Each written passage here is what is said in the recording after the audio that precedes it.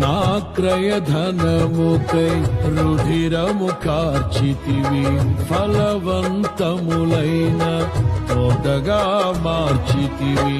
ఫలితము కొరకైన శోధన కలిగినను ప్రతిఫలముగా నాకు ఘనతను నియమించి, ఆశ్చర్యకరమైన ఆదరణ కలిగిల్చి, అన్ని వేళలయందు ఆశ్రయమైనావు. ఎంతగా కీర్తించిన నీ రుణమే నే తీర్చగలనా? ఇదే కదా నీలో పరవశం, మరువలేని తీయని జ్ఞాపకం. నూతనమైన కృపా, నవనూతనమైన